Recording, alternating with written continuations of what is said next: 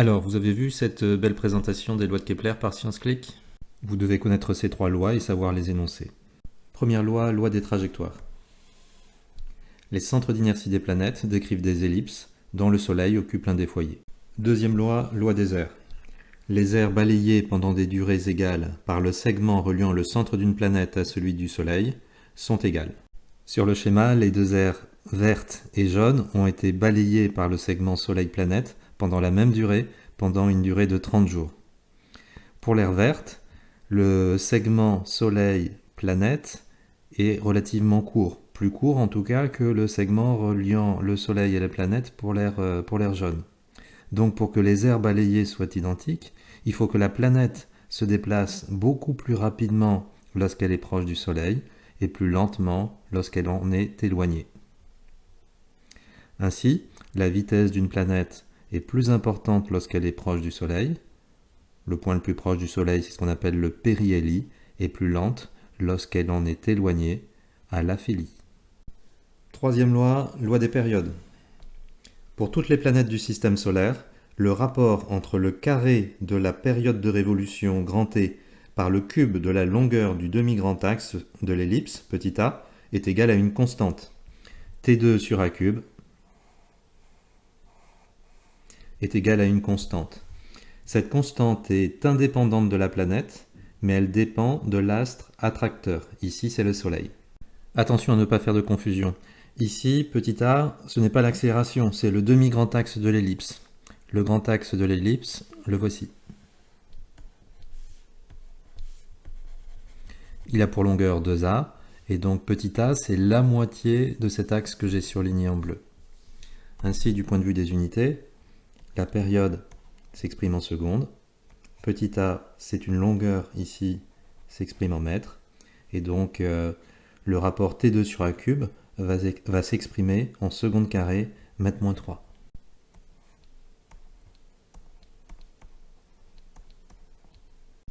On va démontrer cette troisième loi de Kepler dans le cas le plus simple, c'est-à-dire celui du mouvement d'un satellite terrestre à orbite circulaire. On va avoir besoin d'utiliser la loi de gravitation universelle, rappelons celle-ci. La force gravitationnelle exercée par un corps A sur un corps B a pour expression vecteur force exercée par A sur B. C'est égal à moins G MA fois MB divisé par R carré que multiplie le vecteur unitaire UAB. Le vecteur unitaire UAB, c'est un vecteur unitaire dirigé de A vers B, comme le vecteur AB. G, c'est la constante de gravitation universelle, dont voici la valeur. Et petit r, c'est la distance qui sépare, attention, les centres des deux objets.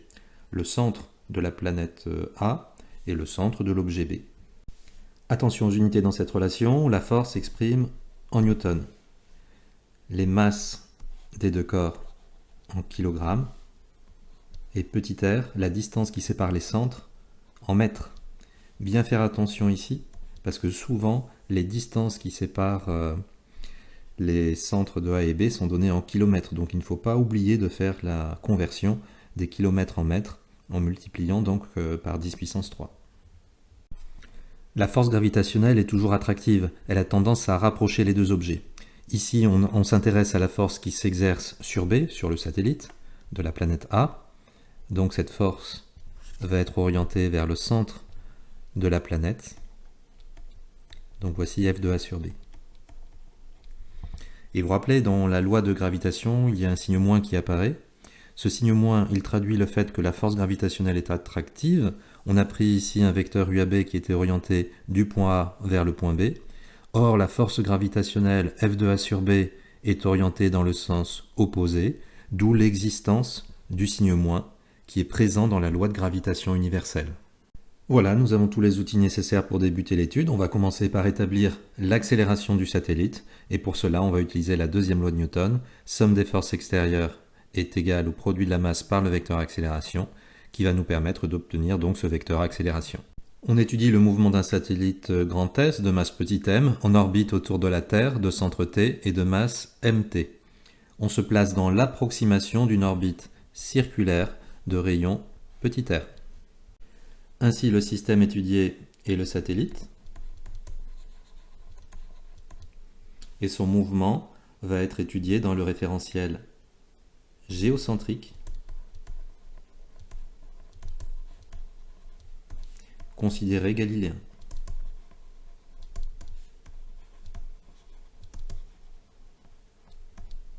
Effectuons maintenant le bilan des forces. Le satellite est soumis à la force gravitationnelle grand F exercée par la Terre sur le satellite. Alors le satellite, il a un mouvement circulaire, et vous rappelez que l'expression de l'accélération est particulièrement simple dans le repère de Freinet. On va donc utiliser les vecteurs unitaires de cette base de Freinet pour exprimer cette force gravitationnelle. Je vais compléter le schéma en représentant la force gravitationnelle exercée par la Terre sur le satellite. La voici. C'est une force gravitationnelle donc attractive. Je vais considérer ici que le satellite tourne dans le sens inverse des aiguilles d'une montre, donc le vecteur vitesse va être ainsi. Il est tangent au cercle, donc perpendiculaire au rayon. Représentant maintenant les vecteurs unitaires de la base de Freinet. Tout d'abord le vecteur unitaire UT.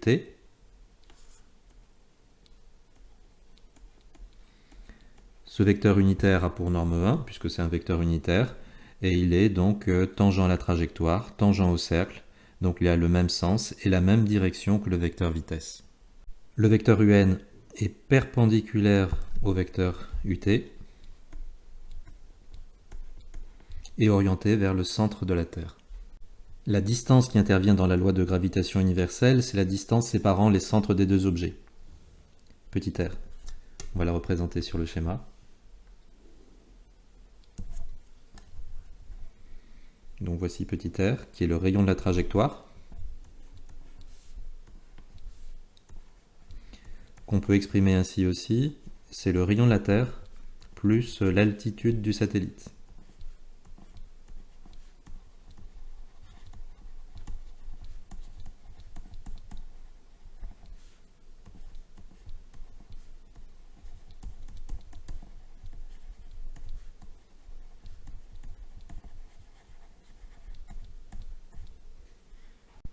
L'altitude du satellite étant la distance séparant le satellite de la surface de la Terre. Je vais pouvoir exprimer donc cette force gravitationnelle, grand F, qui est la force exercée par la Terre sur le satellite. Donc cette force va être égale à grand G. Au numérateur, le produit des masses des deux objets qui sont en interaction, donc petit m, la masse du satellite, fois mt, la masse de la Terre, divisé par r au carré, que multiplie le vecteur unitaire UN. Alors vous allez me dire, j'ai oublié de mettre le signe moins qui apparaissait tout à l'heure dans la loi de gravitation universelle.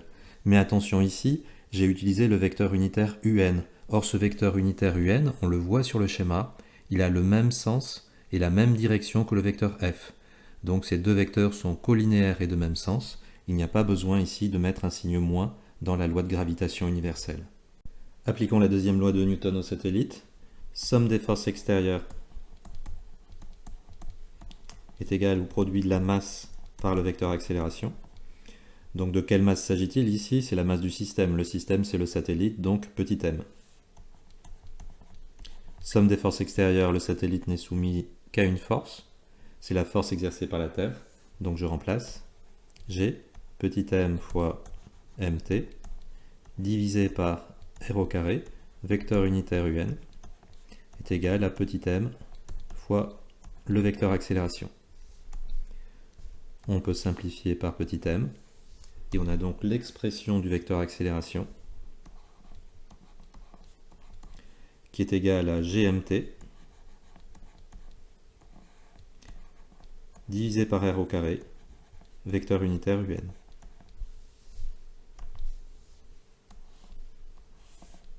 Le vecteur accélération, il a même sens et même direction que le vecteur un. On peut le représenter sur le schéma. Le vecteur accélération est donc orienté vers le centre de la Terre. On dit que l'accélération est centripète.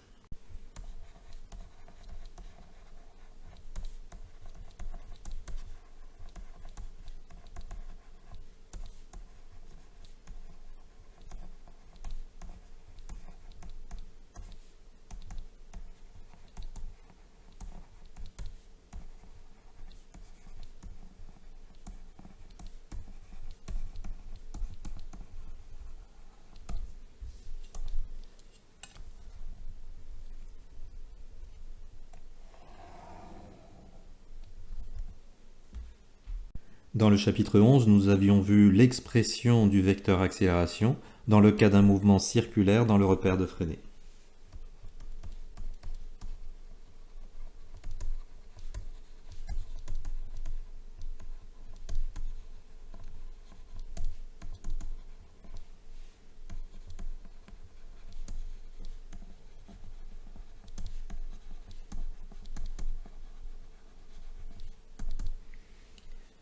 Le vecteur accélération a pour expression v carré sur r que multiplie le vecteur unitaire un plus la dérivée de la norme du vecteur vitesse par rapport au temps que multiplie le vecteur unitaire ut.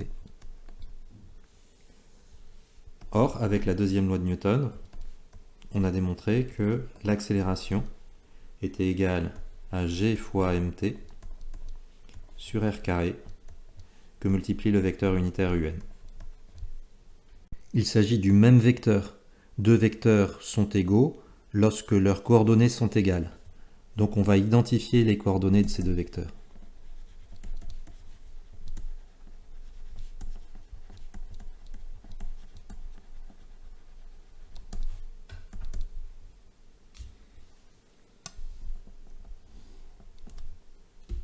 Dans la première expression, selon le vecteur unitaire un, la coordonnée est v carré sur r.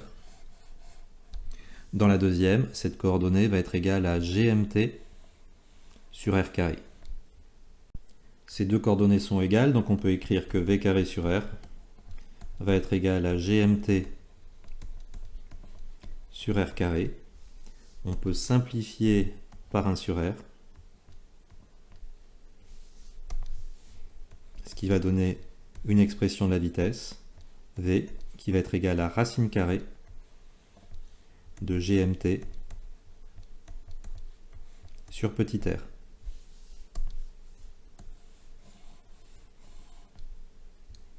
Regardons maintenant la deuxième coordonnée. Selon le vecteur unitaire ut, la coordonnée est dv sur dt dans la première expression. Et on ne voit pas apparaître ce terme dans la deuxième expression, ce qui signifie que la coordonnée est nulle. Ainsi, on peut écrire que la dérivée de la norme de la vitesse par rapport au temps est égale à 0. Si la dérivée est nulle, ça signifie que la vitesse est constante. Et donc que le mouvement du satellite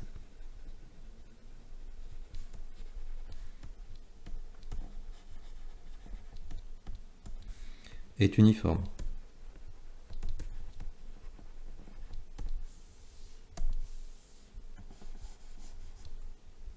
La vitesse d'un satellite en orbite circulaire autour de la Terre a pour expression v égale racine carrée de gmt sur petit r.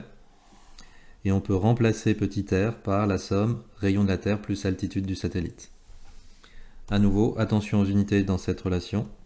Ne pas oublier ici que le rayon de la trajectoire s'exprime en mètres, la masse en kilogrammes.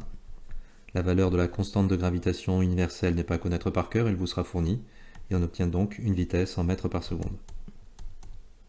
Trois remarques sur cette expression. Cette vitesse est constante, le mouvement est uniforme. Cette vitesse dépend du rayon de la trajectoire. Si r diminue, comment la vitesse du satellite va-t-elle évoluer? Il suffit de regarder l'expression, on voit que petit r intervient au dénominateur à l'intérieur de la racine carrée. La racine carrée, c'est une fonction qui est croissante, donc si r diminue, la vitesse augmente. Donc en fait, ce sont les satellites qui vont être les plus proches de la Terre qui vont avoir la vitesse la plus importante. Et puis, dernier point, on voit que dans cette expression de la vitesse, la masse du satellite n'intervient pas. Donc sur une même orbite de rayon petit r, on peut aussi bien avoir des satellites de faible masse ou de masse plus importante. Ils vont exactement avoir la même vitesse.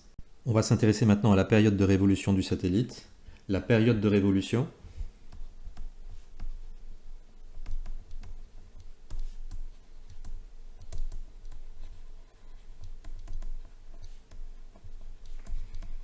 et la durée que met le satellite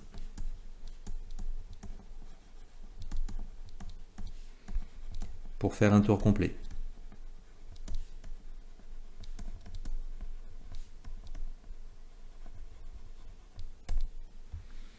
durant cette période,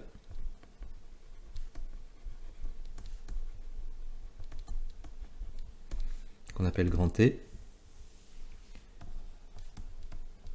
le satellite parcourt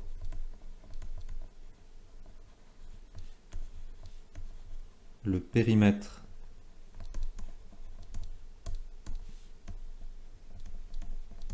associé à son orbite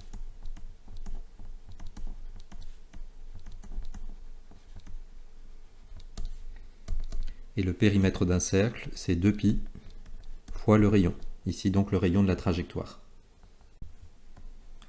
La vitesse, c'est la distance parcourue divisée par la durée du parcours.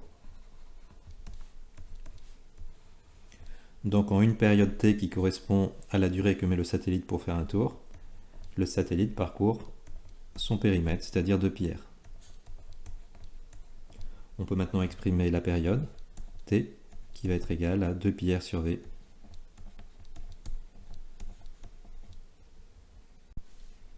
Que je peux écrire aussi 2πr que multiplie 1 sur v, donc 2πr. Et je prends l'inverse de la relation que j'ai surlignée en jaune dans l'encadré ci-dessus, donc que multiplie racine carrée de petit r divisé par g fois mt. Je vais regrouper tous les termes en petit r ensemble. Pour cela, je vais écrire que petit r, c'est racine carrée de petit r au carré, ce qui va me permettre de regrouper les r à l'intérieur de la racine carrée. Donc ça va donner 2π racine carrée de r fois r au carré, c'est-à-dire r au cube, divisé par g fois mt. En élevant cette relation au carré,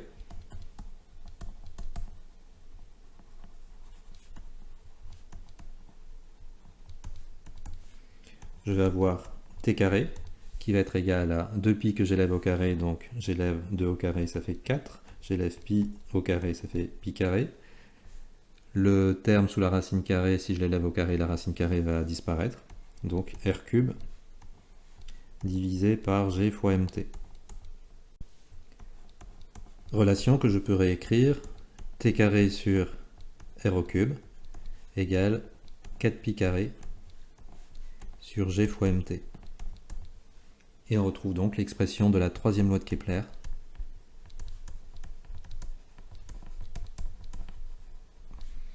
que l'on vient de rétablir dans l'approximation des trajectoires circulaires. Pour un satellite en orbite autour de la Terre, t carré sur r au cube est égal à 4π carré divisé par g fois mt. Pour une planète en orbite autour du Soleil, on va avoir une relation qui va être similaire. La démonstration se transpose facilement. T carré sur r au cube est égal à 4π carré divisé par g fois la masse de l'astre central, c'est-à-dire la masse du Soleil. Et c'est ainsi que l'on peut déterminer la masse du Soleil, en exploitant cette troisième loi de Kepler. Si on mesure la période de révolution d'une planète, ainsi que le rayon de sa trajectoire, on n'a plus qu'une seule inconnue dans cette équation, qui est la masse du Soleil, que l'on va pouvoir ainsi déterminer. De même, on peut déterminer la masse d'une planète si on connaît les caractéristiques d'un satellite, c'est-à-dire sa période de révolution autour de la planète, ainsi que le rayon de sa trajectoire. On va s'intéresser à des satellites qui ont des applications très importantes, ce sont les satellites géostationnaires. Étymologiquement, géostationnaire, ça signifie que le satellite est fixe par rapport à la Terre. Il est toujours à la verticale d'un même lieu. Quelles sont les caractéristiques de tels satellites ?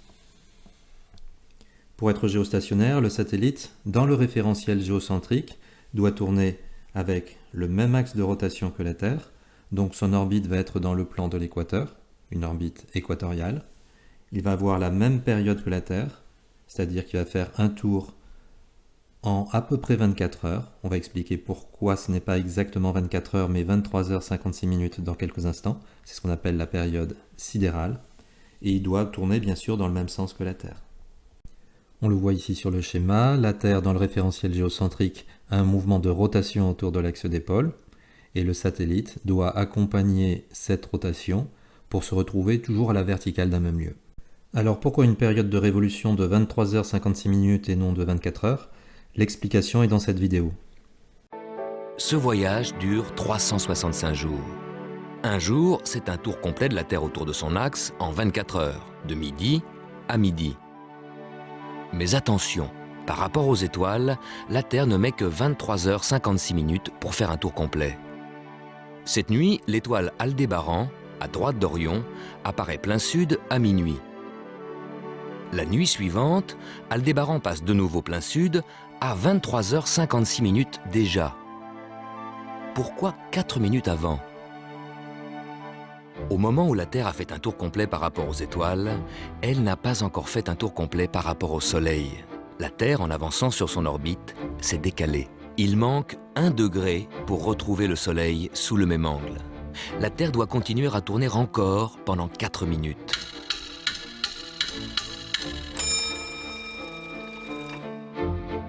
La Terre retrouve les étoiles au bout de 23h56. Mais elle met 4 minutes de plus pour retrouver le Soleil sous le même angle.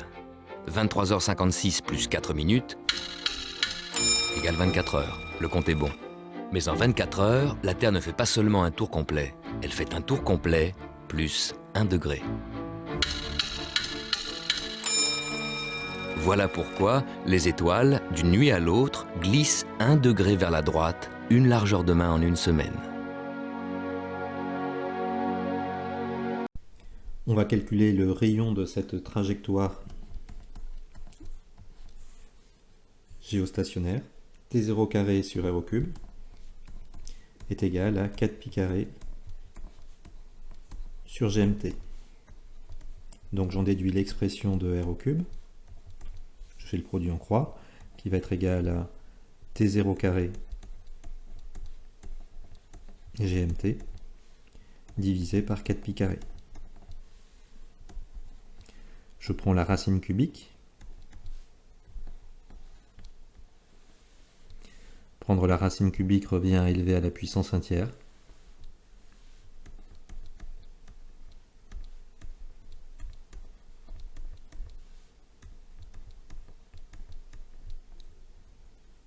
Allons-y pour l'application numérique. R va être égal à racine cubique de T0 carré, donc 86 164 au carré, que multiplie grand G, la constante de gravitation universelle, 6,67 10 puissance moins 11, que multiplie la masse de la Terre en kilogrammes, 5,98 fois 10 puissance 24, divisé par 4 pi carré.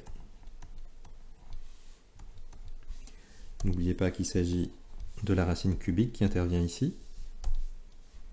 Je vous laisse le temps de sortir votre calculatrice pour faire l'application numérique. Mettez la vidéo sur pause.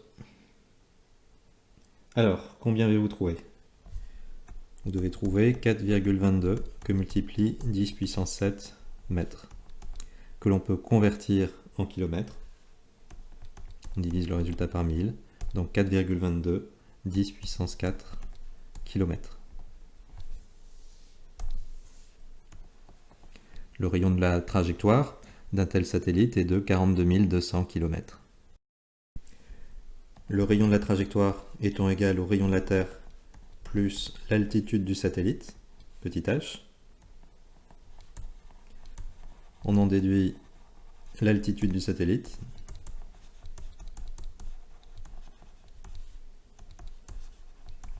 qui va être égal à petit r moins rt, donc 4,22 fois 10 puissance 4 km, moins le rayon de la Terre exprimé en kilomètres, 6380. Le résultat de l'application numérique donne 3,58 fois 10 puissance 4 km. Donc l'altitude d'un satellite géostationnaire est voisine de 36 000 km. On retiendra qu'un satellite géostationnaire évolue en orbite circulaire dans le plan équatorial et à une altitude proche de 36 000 km. Quelques exemples d'applications de ces satellites.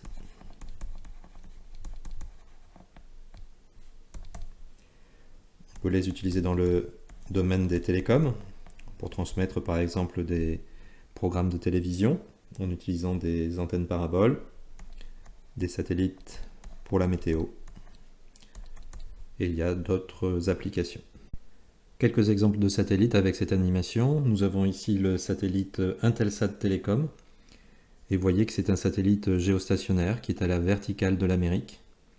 Il a le même axe de rotation que la Terre, il évolue dans le plan équatorial, il a exactement la même période de révolution que celle de la Terre, donc il reste à la verticale d'un même lieu. Nous avons ici l'exemple d'un satellite GPS.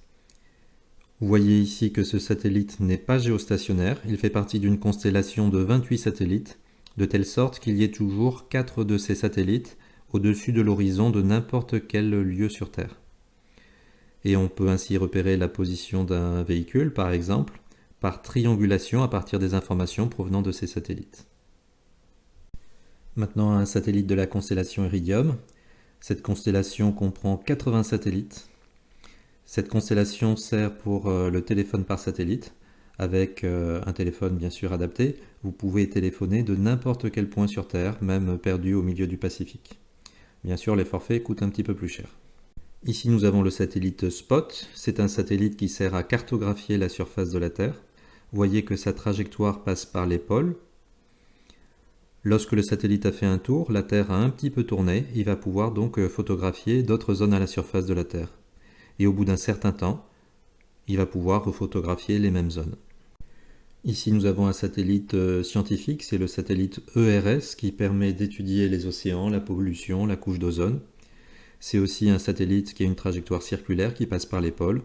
Comme SPOT, c'est un satellite à défilement. Ici, nous avons la constellation des satellites géostationnaires. Donc vous voyez que tous ces satellites sont dans le plan équatorial.